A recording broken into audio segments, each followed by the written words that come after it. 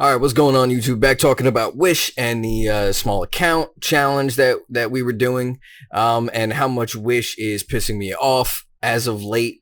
I did not expect the amount of resistance that we saw on its way to 15, so above 1350 at that fib level up to the resistance level of 15 or 1550. I did not expect that to be such a grind for the stock, and it has. And because we have options contracts that are expiring soon, that are out of the money significantly, it's not working in our favor. And it's really it's getting to me. It makes me sad. It hurts my feelings. We're at the 14s. We got in at 1130. Which makes me feel like I should have just bought shares. But again, with the tiny account, you really can't. You could have bought a couple shares. I guess about 10 shares, 9 shares. So, well, we would have made about $27 if we did that. But I would prefer to make more than 27. But we're not even doing that with the options contracts because it's been so far out and it's been so long. But it looks good. It's not like it doesn't look good. It looks great. It's just that the vehicle with which we were trying to trade the security was a bad choice, like a very, very, very bad choice. And it's leading me to question whether or not we can do this with only $100, even though $100 is like a great number to hear. Like, it sounds great for the video. And it's something that pretty much everybody can come up with quickly. If they wanted to try, if they wanted to start doing this. But it's not, it's very difficult. Because we have to buy things that we can afford, and we also want to trade the best setups and the best quality stuff. And most of the best quality stuff is priced higher, so it's out of our price range. And so with Wish, I mean, even Wish was out of our price range, really, at the time when we purchased it, which isn't so much the case now. We could have gotten something a lot closer, but at the time, the only thing we could get that made any sense was these 25 calls, which is, significantly out of the money. But how we thought it was, screw it, we're going to do it anyway. We're going to give it a shot. Because I think it's good. I mean, even now, there's a bunch of, like right here, there's something from Seeking Alpha, Context Logic, Deep Valued, and multiple catalysts for the Snapchat and Dollar General of e-commerce.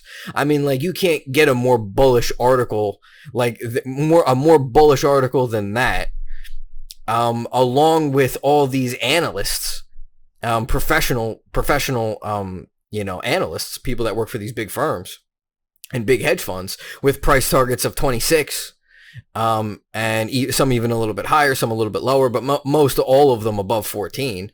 And everybody on Wall Street Bets also knowing it and liking it. And everybody there is willing to buy the tops of candles and is willing to buy and hold a stock that's up 600%. They just buy and hold it regardless. And so Wish is, in my opinion, primed to move ridiculously high, definitely all the way back up to its 30s, I think, especially after seeing the action. People are trying, it's grinding its way up, but it is moving higher. There will be a point when there's no more grinding that can happen, right? What's happening is people are in this consolidation, and the price grinding higher is indicative of a lot of people wanting to buy, and a lot of people also wanting to sell at the same time. And so when that gets evenly matched, right? If the buying and selling volumes evenly matched, the price won't change at all. If the buying volume exceeds, the price moves higher. If the selling volume exceeds, the price moves lower. So we're seeing the price move higher, but it's just not by much, right? So there's a lot of selling volume along with the buying volume.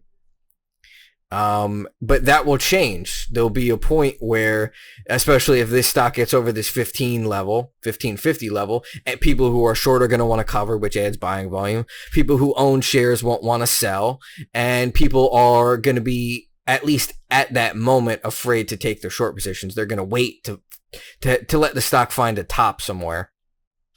And so all that would prime the stock to move higher quicker. But I really had thought it was going to push through.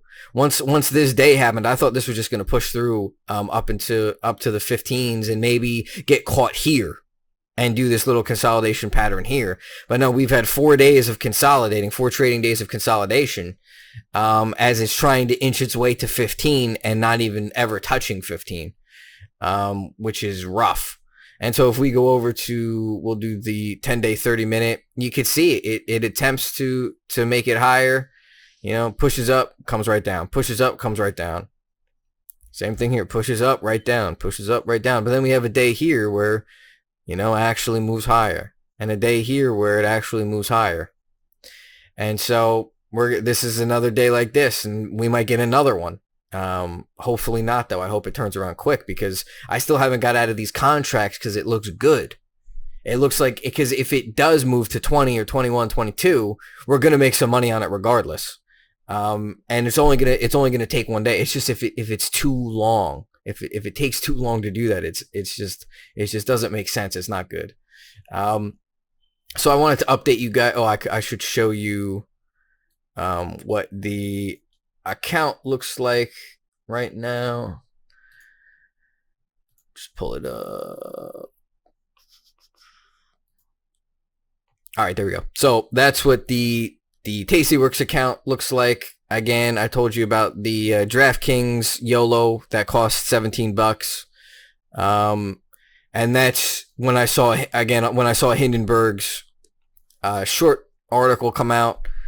I decided, well, just in case they get squeezed or they get squoze. I don't know I don't know how to correctly say that. But if that happens, this thing could come up back to its highs of 75. And so I have a 75 call. Again, ridiculously out of the money, but in order to trade this $100 account, kind of need to go there. And so Wish, we're still down $18, and we bought it at 11. The underlying was $11.30. And so now you're seeing the problem with options contracts and timing. And, why I had mentioned in another video that you want to hop in and out of these contracts sometimes. And this is the reason why, because I could have just sold. There was a day where I was profitable. I was up like $20 on it. And so I could have just sold it that day for the $20 and just watched it for it to, come back down, hopped in again, and I would be up 20 and not losing 18 because I would have gotten it at a better price. I think yesterday, or I'll bring you back over to Thinkorswim. On this day right here, I was down like $40 or $50. And I think on this day was the day I was up, or this day I was up like 20. So I could have sold it for the 20, waited, bought down here, and now I would have been up like 40 or 50 on it. And so that would have been the better move. But the way that this stock is, I'm thinking, well, tomorrow's the day that it's going to pop. Tomorrow's the day where it's going to bring all that volume in and finally squeeze some people out. But no, it's not happening yet. Hopefully tomorrow. That's what we're waiting for. But yeah, I just wanted to update you on Wish. I don't want to make the video too long. I don't want to drag this out too long. I'm going to make more general theory informed videos soon, so you guys can check out for those. Like, comment, subscribe. If you like the content, if you want to see more content, if you want to see something different, or you want to ask a question, you can post it in the comments. I respond to everybody. Again, I appreciate you guys watching, and thank you very much. Love y'all. Peace.